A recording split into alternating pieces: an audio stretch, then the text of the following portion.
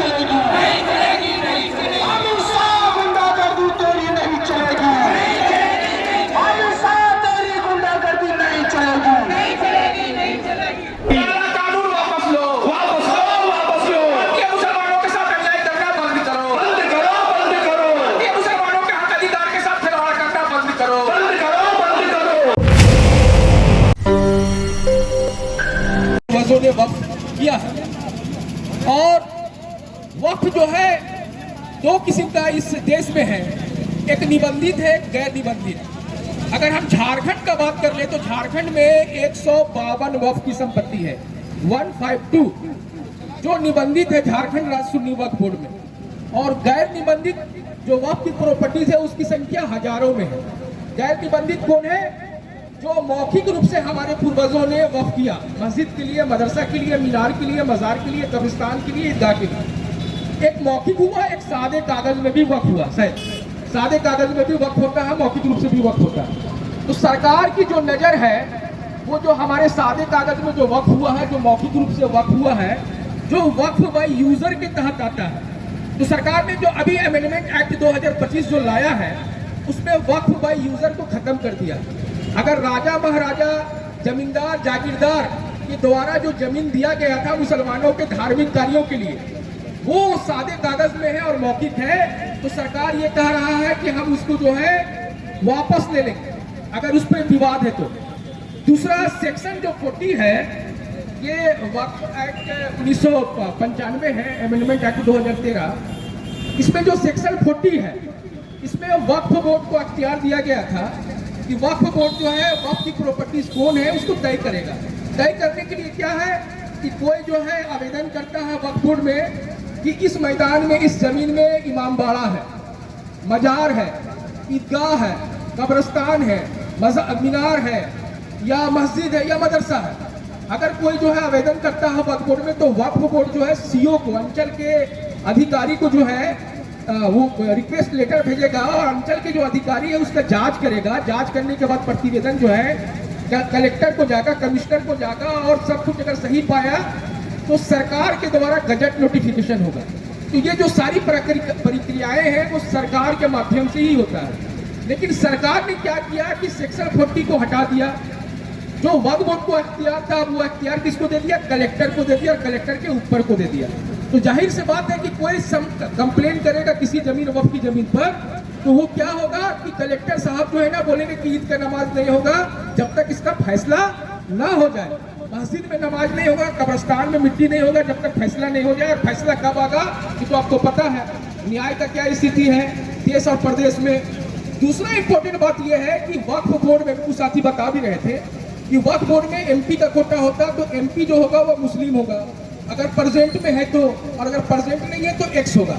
जैसे कि झारखंड में पहले प्रेजेंट में नहीं था तो कौन हुआ करते थे एमपी कोटा से? तो सलाउद्दीन अंसारी साहब, आपके बगल वाले फुरकान अंसारी साहब उस वक्फ बोर्ड में मेंबर होते थे वक्फ कोटा, एमपी कोटा में। लेकिन अभी क्या कर दिया कि इसको जर्नल कर दिया। जर्नल कर दिया मतलब अब जो एमपी कोटा में होगा वो निशिकांत दुबे भी हो सकता है, निशिकांत दुबे भी वक्फ बोर्ड में मेंबर हो सकता है।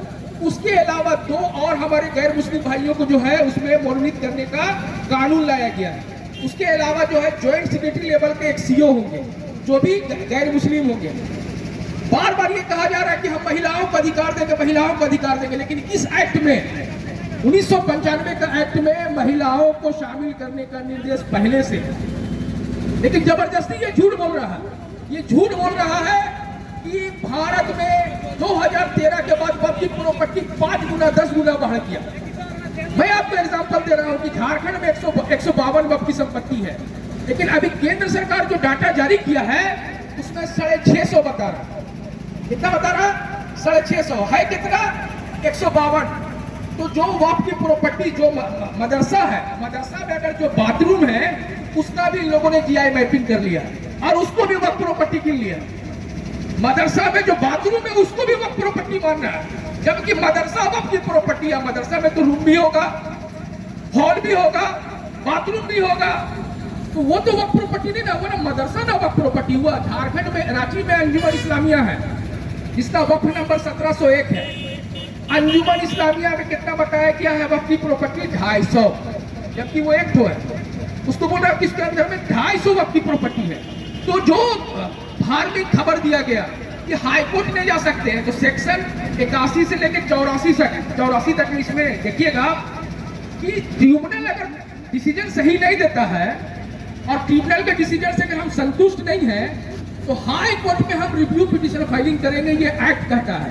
लेकिन लोकसभा और राज्यसभा में कहा गया कि नहीं, जो एक्ट था उसमें हाई कोर्ट और सुप्रीम कोर्ट जाने की इजाजत नहीं था। हम ये साबित कर देंगे कि आपके देवघर में जो मजार है उसका मामला हाई कोर्ट में चल रहा है। देवघर में जो मजार है, क्या नाम है उस मजार का, बड़ी नामी मजार है, सारठ का मजार का मामला हाई कोर्ट में चल रहा है। तो कैसे चल रहा है ये भारत सरकार को बताना चाहिए। जब आप कह रहे हैं कि एक्ट में ऐसा प्रोविजन नहीं थे तो फिर हाई कोर्ट में कैसे चल रहा है? मुख्तार खान साहब उसका केस लड़ रहे हैं झारखंड हाई कोर्ट में। तो भारत सरकार के जो अल्पसंख्यक कार्य मंत्री किरण रिजिजू हैं, जो हमारे केंद्रीय गृह मंत्री अमित शाह जी हैं, उन्होंने झूठ बोला है, झूठ बोल के भावनाओं से खेला है और हमारे धार्मिक स्वतंत्रता, हमारे समानता का अधिकार, हमारी इस्लामिक परंपरा का अवहेलना करते हुए, उल्लंघन करते हुए, तानाशाही रवैया अपनाते हुए गलत तरीका से वक्फ एक्ट 1925 लाया है। उस एक्ट का हम लोग विरोध करते हैं, खंडन करते हैं, निंदा करते हैं और भारत सरकार से मांग करते हैं कि आप लचीलापन दिखाइए। और जो भारत के मुसलमान हैं, एक शेर है ना कि हम मचलते हैं तो वादियां मचलती है, हम मचलते हैं तो वादियां मचलती है, हम उबलते हैं तो तूफान आता है। हमें कोशिश ना करो बदलने की, हम बदलते हैं तो इतिहास बदल जाता है। तो इतिहास बदलवाने का प्रयास अमित शाह जी ना करें। हम लोकतांत्रिक प्रक्रिया के तहत, संवैधानिक प्रक्रिया के तहत अपना न्याय की मांग करते हैं, अधिकार का मांग करते हैं, सम्मान की मांग करते हैं। और भारत का संविधान हमें यह देता है। आपने कैसे गैर मुस्लिम को वक्फ बोर्ड में सदस्य बनाया? क्या हिंदू धार्मिक न्यास बोर्ड, क्या सिख धार्मिक न्यास बोर्ड, क्या जैन धार्मिक न्यास बोर्ड में मुसलमान मेंबर हो सकता है? हो सकता है तो इसमें भी होगा, और अगर नहीं हो सकता तो आप इसमें जबरदस्ती क्यों करना चाहते हैं? मस्जिद इस्लामिक परंपरा के अनुसार चलता है, मदरसा इस्लामिक परंपरा के अनुसार चलता है, कब्रिस्तान भी इस्लामिक परंपरा के अनुसार दफनाया जाता है। तो ये लोगों का जो मकसद है, जो हमारे ईदगाह है, जो हमारा कब्रिस्तान है, उसको हड़पना है। लोग कह रहे हैं कि भाई आमदनी नहीं होता है, गरीबों का जो है लाभ नहीं मिल रहा है। तो मस्जिद से क्या आमदनी होगा, मदरसे से क्या आमदनी होगा?